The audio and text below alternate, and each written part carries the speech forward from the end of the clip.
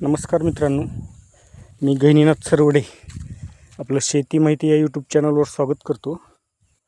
मित्रांनो, आपली ही बेडवर केलेली सोयाबीन आहे. ह्याच्या अगोदर आपण भरपूर व्हिडिओ बनवले त्याचे.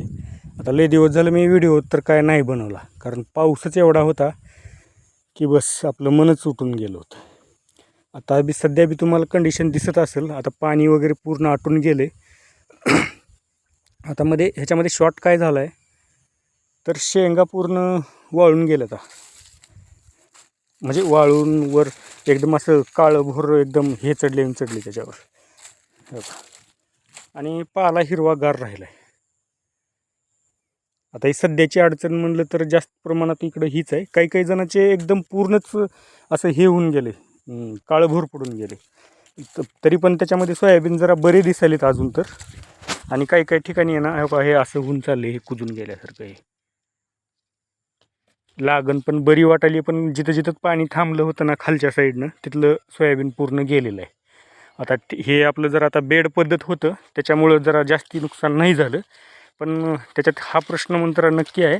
आता आज तर दिवसभर ऊन पडलं आहे आमच्याकडं, पण हे काढायचं कसं हेच कोडं पडले. कारण हे गुत्तेवाले काय करतात, म्हणजे जे सोयाबीन काढणारे असतात ना, त्यांनी एकाच दिवशी काढून लगेच सगळं मग एकाच ठिकाणी गोळा करून ठेवतात. मग त्याच्यामध्ये हा हिरवा पाला गेला तर लई प्रॉब्लेम होते. आता ते कोडं पडले. आता हिरव्या पाल्यासाठी पॅराकॉट फवारावं का असं माझ्या डोक्यात चालू आहे. जर कुणाकडं असं प्रयोग म्हणजे असं झालं असेल ना तर मला नक्की कमेंटमध्ये सांगा. कारण लई पाला हिरवा आहे आणि त्याला सोडून द्यावं तर तसं पण होणार नाही, कारण जवळजवळ 4 आणि मध्ये हिरवाच आहे पाला. करायचं काय, जरा कोडं पडले. पण एवढं मंतर नक्की झाले मित्रांनो, बेड पद्धत असल्यामुळं शक्यतो नुकसान जास्ती झालेलं नाही. क्वचित कुठं तर आता पाणी नाही निघालं त्या ठिकाणी झाले, पण पाऊसच एवढा होता की आता काय बोलायचं, सगळ्याला तर माहितीच आहे.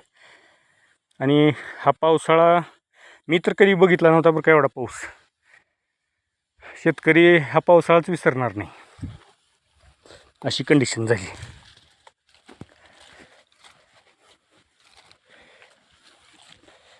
हो बघा, ही कुठं आहे ना एकदम पार शेंगाचा भुगा झाल्यासारखा झाला आहे. काळं भोर पडून गेले, असं वाटायला हे येऊन 15 दिवस झालं. आणि डायरेक्ट मग पुन्हा पाला हे चिंबळल्यासारखं झाले सगळं. कुणाकडं असं झालं असेल आणि त्यांनी काही प्रयोग केला असला तर नक्की सांगा. पण मित्रांनो, एवढं मंत्र झाले बरं का, जिथं आपलं नुकसान म्हणजे सोयाबीनला आपलं बेडची होती ना त्याच्यामुळे आहे ना फरक चांगला पडला आहे. काही बघा, शेंगाची लागण पण बरी आहे. आता दरवर्षीसारखी म्हणणार नाही मी, कारण ह्या वर्षी सुरुवातीला एवढा पाऊस कमी पडला की बस, आणि आता एवढा झाला की मग काय बोलायचं कामच नाही. हे बघा,